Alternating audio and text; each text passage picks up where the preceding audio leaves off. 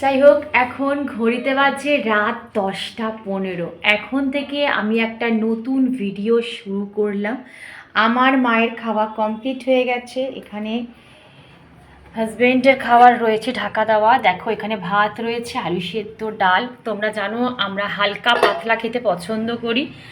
আর এখানে এখনও মেয়ের অনলাইন ক্লাস চলছে, তো ওর জন্য সকালবেলা চিকেন রান্না করেছিলাম। সেখানে 2 পিস চিকেন, একটা আলু রয়েছে, এটা দিয়ে ও ভাত খাবে। আর ডালও রয়েছে, যে যেটা দিয়ে খাওয়ার সেটা খাবে। হাজব্যান্ড ডাল, আলু সেদ্ধ, ডিম সেদ্ধ খাবে, আর মেয়ে হচ্ছে মাংস দিয়ে খাবে, কারণ আমরা রাতে কেউ মাংস আর মাছটা খাই না। আর চলো একবার রান্নাঘরটা ঘুরিয়ে দেখিয়ে দিই। আমার এখানে সব বাসন মাজা কমপ্লিট। আর এইখানে যে কটা বাসন ছিল সেই কটা রয়েছে, জল ঝরাতে দিয়েছি, একটু পরেই সেটাকে ভালো করে মুছে তুলে রাখবো। গ্যাস ওভেন একদম পরিষ্কার পরিপাটি। আর এখানে এই যে তোমরা জানো আমি যেটা অ্যারোমা ডিফিউজারটা সেটা অন করে দিয়েছি। একদম রান্নাঘর আমার একদম গন্ধে পুরো মোমো করছে। আর এখানে দেখো, দেখিয়ে দিই, সকালের জন্য ড্রাই ফ্রুট ভেজানো আছে, আলমন্ড, খেজুর, কিশমিশ, আখরোট, যা যা জানো তোমরা, আমরা এগুলো খাই সকালবেলা সবাই, সেটা ভেজানো রয়েছে। এখানে দেখো, আচ্ছা এইটা একটু দেখিয়ে দিই। এটা কালকে একটা ব্রেকফাস্ট, নতুন একদম নতুন একটা ব্রেকফাস্ট রেসিপি করব। জানি না আমি কতটা সাকসেসফুল হব। যদি সাকসেসফুল হই তবে অবশ্যই শেয়ার করব। তোমরা বুঝতে পারছো এর মধ্যে, দাঁড়াও একটু ফ্ল্যাশটা অন করি। এর মধ্যে মুগের ডাল আর চাল, যে খাওয়ার চাল, সেটাকে একটু ভিজিয়ে রেখেছি। তো সকালবেলাটা বেটে নেবো, সেটাই আমি ভালো করে ধুয়ে আর একবার ঢাকা দিয়ে রেখে দিলাম। সিঙ্কও একদম পুরো মেজে ঘষে রেখে দিয়েছি। তোমরা জানো যতই কষ্ট হোক আমি রান্নাঘর কিন্তু একটু ছাড়ি না। তো চলো আমি রান্নাঘর লাইটটা অফ করে দিই। আর এই লাইটটা ধিমে ধিমে জ্বলছে, কি দারুণ লাগছে না? এই হচ্ছে ব্যাপার। চলো। এতদিনে আমার সব বন্ধুরা জেনে গেছে যে শর্মিষ্ঠা স্কিন কেয়ার আর হেয়ার কেয়ার করতে কতটা পছন্দ করে। মানে এই কাজটাতে শর্মিষ্ঠার কোনো গাফিলতি কিন্তু একেবারেই হবে না। রাতের বেলা এখানে আমি হেয়ার ভাইটালাইজার অ্যাপ্লাই করছি। প্রত্যেকটা দিন রাতে শোবার আগে আমি একটু স্ক্যাল্প ম্যাসাজ করে তারপরে কিন্তু ঘুমাতে যাই, জানো তো। এতে না ঘুম ভীষণ ভালো আসে, মাথায় না একটা রিল্যাক্সেশন হয়। তোমরা করে দেখবে, একটুখানি অয়েল ম্যাসাজ হোক বা হেয়ার ভাইটালাইজার ম্যাসাজ করে দেখবে, তোমরা নিজেরাই বলবে। আমার এক বন্ধু, ওর নাম অনুরাধা, ও আমার আগের ব্লগে কমেন্ট করে বলেছিল, আচ্ছা শর্মিষ্ঠা, তুমি কি কোনো বিউটিশিয়ান কোর্স করেছো? আমি জানি না ডিয়ার তুমি কি দেখে বুঝলে যে আমি কোনো বিউটিশিয়ান কোর্স করেছি কি না, তবে এই যে প্রশ্নটা করেছো না, এটা আমার মনকে নাড়া দিয়ে গেল, জানো তো। কারণ এই বিউটিশিয়ান কোর্স করার ইচ্ছা আমার বহুদিন ধরে, মানে একদম বিয়ের আগে থেকে আমার ইচ্ছা ছিল। মানে আমার যখন আমি পড়াশোনা কমপ্লিট করলাম তারপর ইচ্ছা ছিল একটা বিউটিশিয়ান কোর্স করার, কিন্তু এখনও পর্যন্ত সেই ইচ্ছাটা আমি বাস্তবায়িত করে উঠতে পারলাম না। কিন্তু বিশ্বাস করো, আমি এই রূপচর্চার রিলেটেড আমি আমার নিজের ওপর না প্রত্যেকটা দিন এক্সপেরিমেন্ট করে যাই, যে কী করলে আরও ভালো স্কিন পাওয়া যাবে, কী করলে আরও ভালো হেয়ার করা যাবে। আর যেটাতে আমি সাকসেস পাই বা যেটাতে আমি উপকারে পাই, আমি সেটাই কিন্তু আমার ব্লগের মাধ্যমে তোমাদের সাথে শেয়ার করার চেষ্টা করি। এসকে রাহাত আইডি থেকে আমার এক বাংলাদেশি বন্ধু আমায় কমেন্ট করে বলেছিল, দিদিভাই প্লিজ তোমার ড্রেসিং টেবিলের ট্যুরটা একটু দিও। আচ্ছা তোমরা কে আমার ড্রেসিং টেবিল ট্যুর দেখতে পছন্দ করো? মানে আমি কী কী প্রোডাক্ট ইউজ করি ডেলি, কে কে দেখতে চাও অবশ্যই কমেন্টে বক্সে জানিও।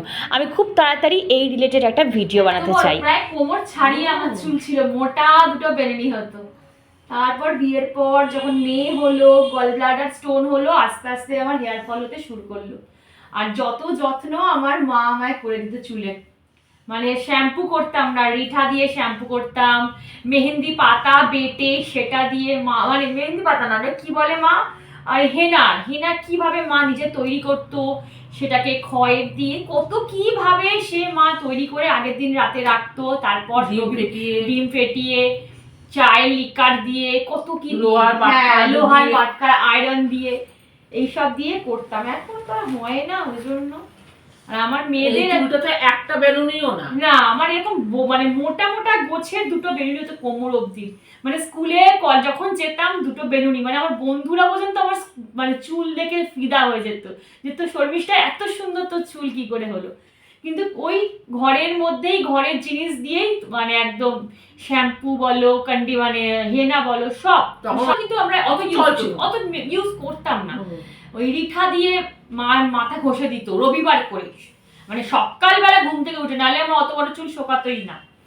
এই হচ্ছে ব্যাপার। চলো একটা জিনিস দেখাই, রাতের বেলা আমার এখানে কর্পূর দেখতে পাচ্ছ, এখানেও একটু কর্পূর, বেডরুমে একটু কর্পূর ধরে দিয়েছে, যে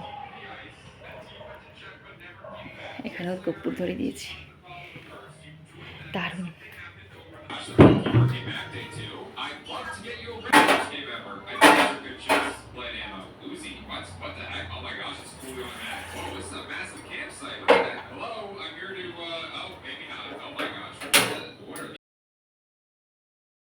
তো আমার তো আজকে ডিনার করা অনেকক্ষণ আগেই কমপ্লিট হয়ে গেছে। আর এইবারে দেখো আমি একটু উষ্ণ গরম জল খাবো। আমি চেষ্টা করি রাতের বেলা খাওয়ার পর একটু উষ্ণ গরম জল খেয়ে তারপরে বিছানায় যেতে, এতে আমাদের ডাইজেশনে ভীষণ ভালো হয়, ঠিক আছে, মানে হজম শক্তি বাড়ায়। আর অনন্যা পড়ে বলে আমার এক বোনই বলবো, আমার থেকে অনেক ছোট, সে আমায় কমেন্ট করে জানিয়েছিল যে দিদি অয়েলি স্কিনের জন্য একটা ভালো ময়শ্চারাইজার সাজেস্ট করো। আমি অবশ্যই তোমায় নেক্সট ব্লগে বলে দেবো ডিয়ার। আমি এই ব্লগেই তোমাকে বলতাম, কিন্তু একদম মাথাতে নেই, আমি ভিডিও করতেই ভুলে গেছি, মানে দেখাতেই ভুলে গেছি। নেক্সট ব্লগে অবশ্যই বলে দেবো। তোমাদের প্রত্যেকের আমি কমেন্ট পড়েছি, তোমরা অনেকে অনেক স্কিন রিলেটেড কোয়েশ্চেন করেছো, তো একটা ব্লগে তো সব বলা যায় না। আমি সবসময় বলি যে একটা হেলদি নাইট রুটিন অবশ্যই খেয়াল করা উচিত।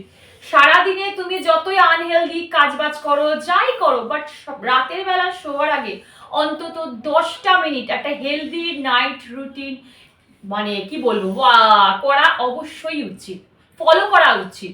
রাতে শোয়ার আগে আফটার ডিনার চেষ্টা করবে অন্তত 9:30। আমরা জানি যে আমরা ওই বলে লোকে যে 8টা থেকে 8:30টার মধ্যে ডিনার কমপ্লিট করতে, কিন্তু আমাদের মতন মানুষদের 8টা থেকে 8:30টার মধ্যে ডিনার হয় না। অনেকে হয়তো 8টা 8:30টার সময় আরেকবার চা খায়, কিন্তু আমি বলবো অন্তত 9:30টার মধ্যে ডিনারটা কমপ্লিট করে নাও। তারপর ঘোরাঘুরি যা খুশি করো, কারণ আমাদের বলে যে ডিনার আর শোয়ার যে গ্যাপিংটা সেটা যেন 2 ঘন্টা থাকে, 2 ঘন্টা, মানে ডিনার করার 2 ঘন্টা পর শুতে যেতে। তো তুমি যদি 9:30টার মধ্যে ডিনার করে নাও, তাহলে তুমি 10:30টা 11:30টা তুমি বিছানায় চলে যেতে পারো। আর অবশ্যই ঘুমানোর আগে আমি সবসময় বলি একটু স্ক্যাল্প ম্যাসাজ অবশ্যই করবে, সে অয়েল দিয়ে করো কি ভাইটালাইজার দিয়ে করো, যেটা খুশি দিয়ে করো। তারপর অন্তত 5 মিনিটস মেডিটেশন করো, বজ্রাসনে বসো। বজ্রাসন বসলে কি হবে, তোমার খাওয়ার প্রপার ডাইজেস্ট হবে। খাবার ডাইজেস্ট হলে তোমার প্রপার ঘুমটাও হবে। দেখবে আমাদের যদি গ্যাস অম্বল ইনডাইজেশন হয়, আমাদের কিন্তু ঘুমেরও ব্যাঘাত হয়, ঘুম প্রপার আসবে না। তা তোমার যদি ডাইজেশনটা ঠিকঠাক হয়, তুমি অবশ্যই বজ্রাসনে অন্তত 5টা মিনিট এইরকম ব্যাকবোন সোজা করে হাত দুটো হাঁটুর ওপর দিয়ে পাটাকে গোড়ালিটাকে হিপে টাচ করে, গোড়ালিটা যেন হিপে টাচ করে, আমি তোমাদের দেখাতে পাচ্ছি না, গোড়ালি হিপের ওপর বসে এইভাবে ব্যাকবোন সোজা করে অন্তত 5 মিনিটস চোখটা বন্ধ করে বসে থাকো, দেখবে তোমার অটোমেটিক ডাইজেশন ঠিকঠাক থাকবে। আমি যেটুকু জানি সেইটুকু তোমাদের বলার চেষ্টা করছি। তো আমি এখন বজ্রাসনে বসলাম, এটাই আমার মেডিটেশনে কাজ করবে। একটু দাঁড়াও মা, এটাই আমার মেডিটেশনে কাজ করবে। আর জোরে জোরে breathe in and breathe out.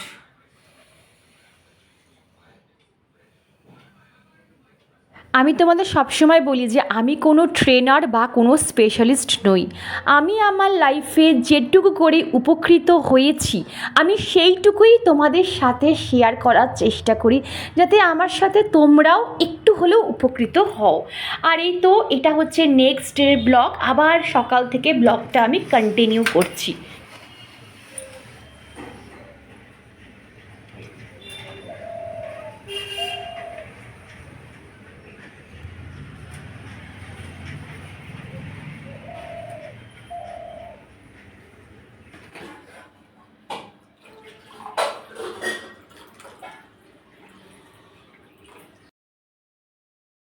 এক গ্লাস জল খেয়ে যেমন দিনটা শেষ করেছিলাম, ঠিক এক গ্লাস জল খেয়েই কিন্তু আজকে আমি আমার দিনটা শুরু করলাম।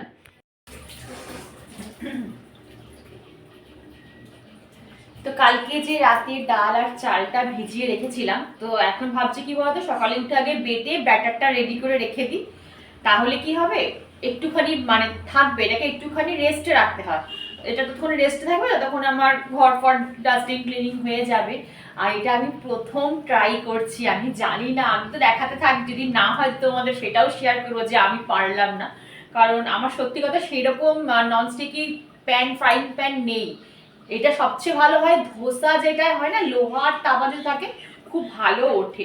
তাও একবার ট্রাই করতে তো কোনো দোষ নেই, যদি হয়তো হবে, না হয়তো না হবে। এই আর এটার মধ্যে আমি কি ইউজ করছি একবার তোমাদের বলে দিচ্ছি। দাঁড়াও, একদম ফ্রন্টে নিয়ে এসে দেখিয়ে দিই কি কি ইউজ করছি আমি এর মধ্যে। আগে আমি এটাকে নিয়ে নিই। তো এখানে দেখো, চাল আর মুগ ডালটা তো নিয়ে নিয়েছি, আর নেব এখানে হচ্ছে 2টো কাঁচা লঙ্কা নেব, আর এখানে সামান্য একটু আদা কুচি, এই যে আদা কুচি, সেটাও এর মধ্যে দিয়ে দেবো। ব্যাস, এবারটাকে আমি, তো ব্লার হয়ে যাচ্ছে না, একটুখানি জল অ্যাড করব। এখন অল্পই দিচ্ছি, পরে আবার লাগলে দেব।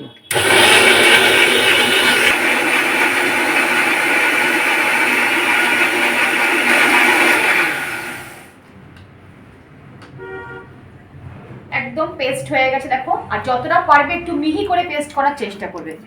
ঠিক আছে, পেস্ট একদম রেডি। চলো বন্ধ।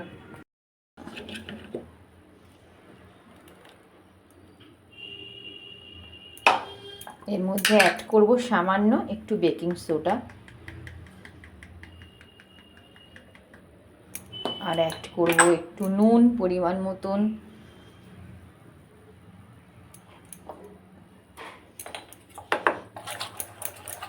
নিয়ে ভালো করে ব্যাটারটাকে, এর মধ্যে তোমরা পেঁয়াজও দিতে পারো, কুচি কুচি করে পেঁয়াজ দিতে পারো, কিন্তু আমি দিইনি। তোমাদের আমি আগের ব্লগে বলেছিলাম না যে শ্রাবণ মাসের প্রথম সোমবার আমি নাও মানে পারি করতে, কারণ আটকা পড়ে যেতে পারি। সত্যি তাই আমি আটকা পড়ে গেলাম। আর এই শনিবার মানে প্রথম শনিবার আমি যদি বিপত্তারিণী না করতাম, তাহলে হয়তো আমি বিপত্তারিণী পুজোটাও করতে পারতাম না। সে মানে একদম বিপত্তারিণী পুজো কমপ্লিট হয়েছে, ধাগা পড়েছি, আর বিকেল থেকেই আমি আটকা পড়ে গেছি।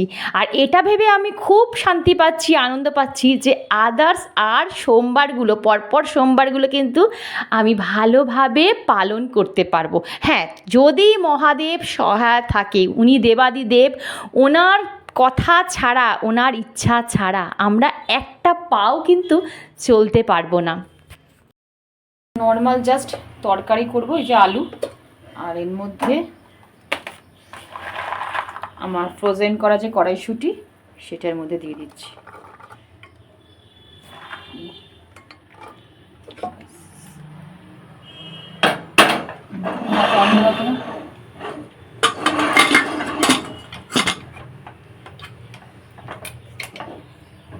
ওই তো লাইটার।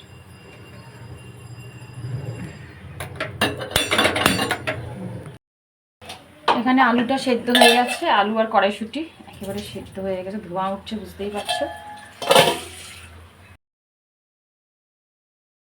এই তরকারিটার মধ্যে না অনেক রকম সবজি দেওয়া যায়, জানো, তোমাদের যা যা পছন্দের সবজি তোমরা সব ইনক্লুড করতে পারো। তো আমি এখানে ফোড়নে দিয়েছিলাম শুকনো লঙ্কা আর সাদা জিরে, আর এরপর দেখো সেদ্ধ করা আলুটা আর কড়াইশুঁটিটা এর মধ্যে দিয়ে দিলাম। এর মধ্যে তোমরা যদি কারি পাতা অ্যাড করতে পারো না, ব্যাপক টেস্ট হয়। কিন্তু কারি পাতা না আমার একদমই নেই গো, মানে থাকেই না বলতে পারো কারি পাতা আমার ঘরে। আর এই তো টমেটো দিয়েছি, আর পরিমাণ মতন নুন দিয়ে এইবারে ভালো করে একটু নাড়াচাড়া করে দিলাম।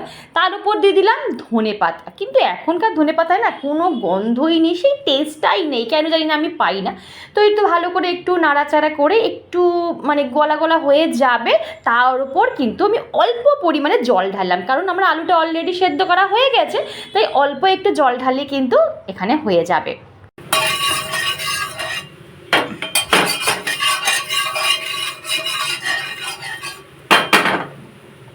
জয় গুরু বলে একবার ছাড়ি।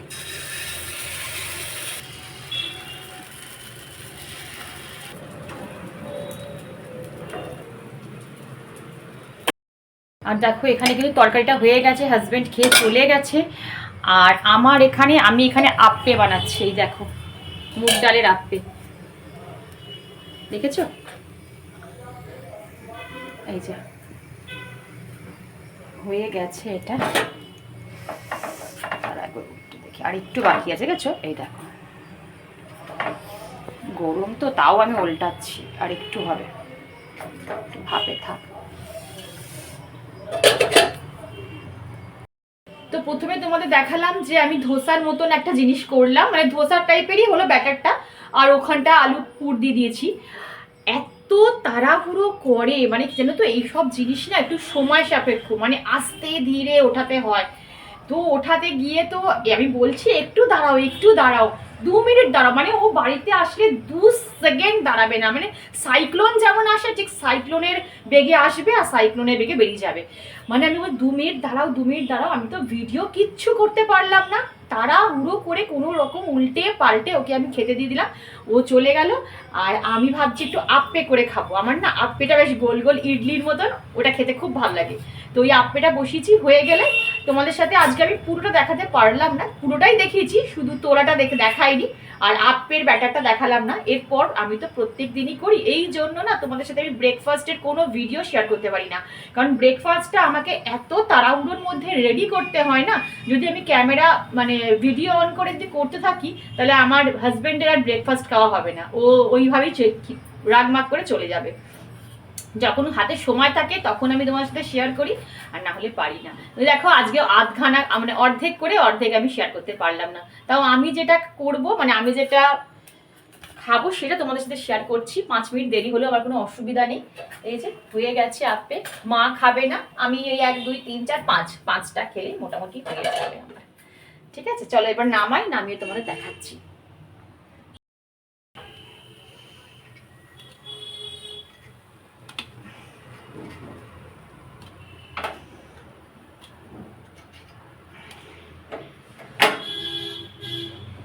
এটার মধ্যে এইটা খেলেই তোমার পেট ভরে যাবে, কারণ এর মধ্যে তোমার মুগ ডাল রয়েছে, তারপর চাল রয়েছে, অনেকক্ষণ কিন্তু পেট ভরা থাকবে, দেখেছো না? তো চলো এই যে আমার খাবার রেডি, আর তোমাদের একবার তারা একবার দেখাই। এই দেখো খুব গরম বাবা, ছিটতে পারছি না, প্রচণ্ড গরম। দেখো দেখো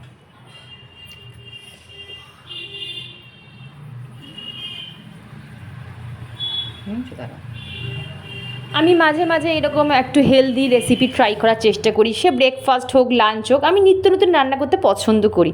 কিন্তু আমি আমার হাজব্যান্ড মোটামুটি টেস্ট করি, কিন্তু আমার মা মুখ মানে দাঁতেও কেটে দেখবে না যে কেমন হয়েছে।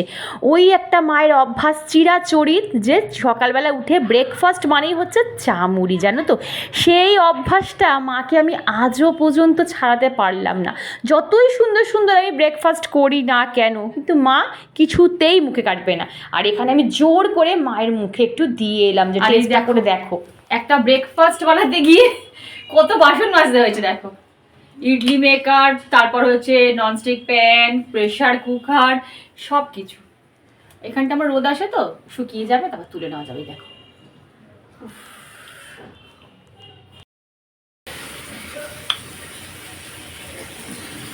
আর টমেটোর চাটনিটা আমি জাগদি দিয়েই করলাম, মনে হচ্ছে বেশি পড়ে গেল একটু।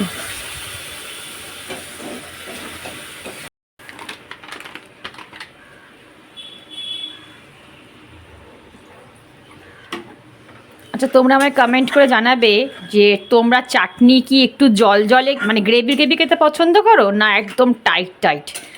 আমি একটু জল জল এরকম গ্রেভি গ্রেভি পছন্দ করি।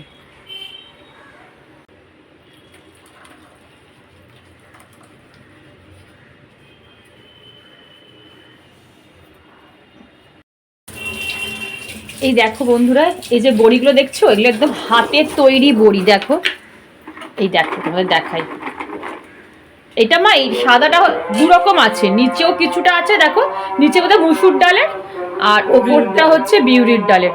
দেখো তোমরা বুঝতে পারছো, দেখে বুঝতেই পারবে এত টেস্টি না, কি বলবো, কিন্তু মা মুসুর ডালের বড়িটা দিলে বেশি ভালো হবে না কি বলো তো? আমি আগে শুকনো কড়াইতে দিয়ে দিই।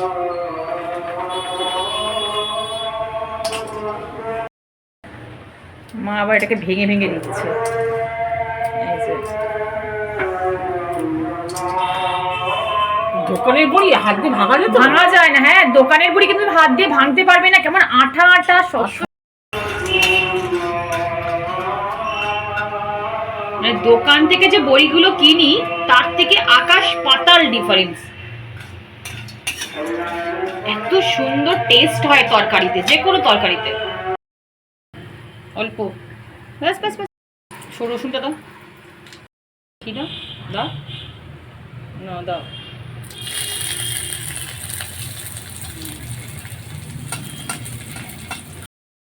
আজকে না ভিডিওটা অনেকটা বড় হয়ে গেল বলে আর কি রান্না করলাম সেটা না এই ভিডিওতে শেয়ার করলাম না বন্ধুরা। আর আজকে কুমড়ো মাখাটা যা সুন্দর খেতেই লেগেছে গরম ভাতে। তোমরা কে কে এইরকমভাবে কুমড়ো মেখে খাও আমাকে অবশ্যই কমেন্ট বক্সে জানিও। তো চলো বন্ধুরা, আজকে ভিডিওটা এখানেই এন্ড করছি। ভিডিওর কোনো অংশ ভালো হলে চ্যানেল সাবস্ক্রাইব করে পাশে দেখো, লাইক করো, শেয়ার করো, কমেন্ট করতে একদম ভুলো না। দেখা হচ্ছে নেক্সট ব্লগে। রাধে রাধে।